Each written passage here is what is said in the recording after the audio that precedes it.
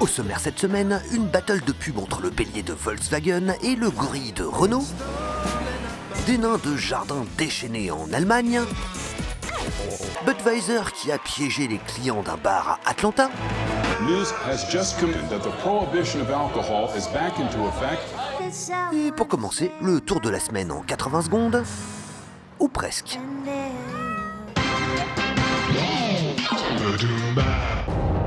Pour leur spot de Noël, les supermarchés allemands Edeka ont fait très fort. Une ambiance à la Black Mirror, un personnage à la Wall-E, et une histoire à la Terminator où les machines ont pris le pouvoir. Mais heureusement, un gentil petit robot décide de rejoindre les humains pour Noël. Sarah Connor ? Ah, non. Get down, Cyrus, get down. Noël toujours, mais à New York cette fois. Good night, Cyrus. Avec un petit chat tout mignon qui se prend pour le Père Noël. And then, baby, just wanna stop and thank you. Idée cadeau pourri, le pull moche pour 2 par WeFashion. Idée cadeau pourri numéro 2, le collier en poisson, sauf si vous êtes un pingouin. Le bijoutier canadien People's Jewelers l'a d'ailleurs vraiment offert aux 2 pingouins trop choupis du zoo de Toronto. Ils ont aussi fait une donation pour protéger cette espèce menacée. Et enfin, idée cadeau numéro 3, la carafe à whisky assistant vocal. Hey, Jim, what's the weather today? I have no idea, but I do know it's the perfect weather to enjoy bourbon. Et franchement, Jim a l'air meilleure ambiance qu'Alexa. Hey, Jim, pour me a drink. Time to make history. À quelques jours d'intervalle, 2 bestioles ont débarqué sur la planète pub pour nous vendre des bagnoles. À ma gauche, un bébé bélier un peu vénère pour Volkswagen et le marché européen. À ma droite, un gorille un peu lover pour Renault et le marché latino-américain.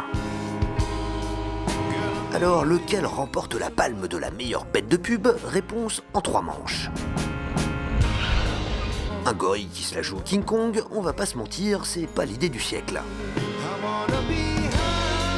En revanche, un bébé bélier qui naît avec des cornes, c'est pas banal. D'autant que les équipes de modélisation 3D ont bien bossé pour créer un animal réaliste et expressif sans tomber dans l'animation façon cartoon. Bref, un point pour le bélier. Vu que le baby bélier a été entièrement conçu en images de synthèse, sur le tournage, c'était pas très spectaculaire. Côté gorille, le tournage a été plus ambitieux. Un acteur en costume a enfilé une tête animatronique prêtée par un studio hollywoodien. Toutes les expressions de l'animal ont ainsi été commandées à distance et en direct pendant les prises de vue. The controllers that I have control the mouth for all the lip movement. Garth operates the brows, up and down, and expression there. Yuri puppeteers the eyes, which is eyes looking side to side and blinking. And then Dave opens and closes the mouth, the jaw, side to side on the jaw, and the nose movement.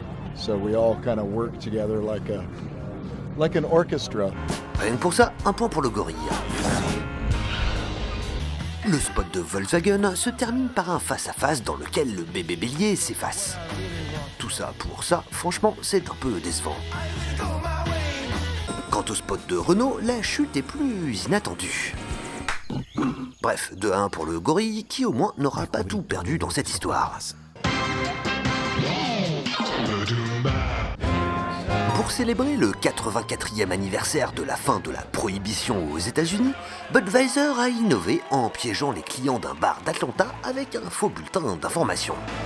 This just in.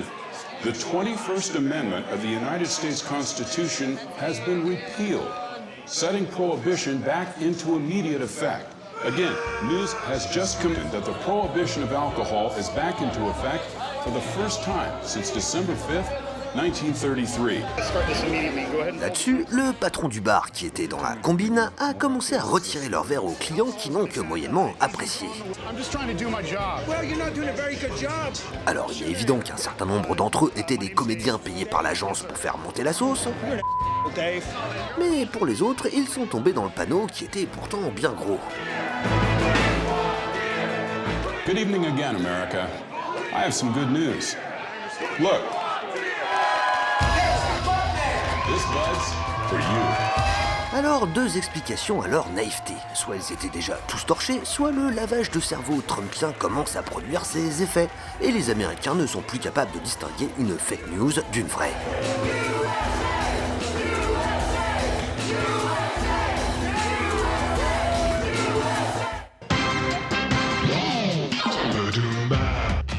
Avec 7 millions de vues sur YouTube en moins d'une semaine, c'est LE carton de Noël en Allemagne. Un spot typisch Deutsch qui revient aux fondamentaux de la pub d'automne à base de nains de jardin et d'humour pas toujours très fin.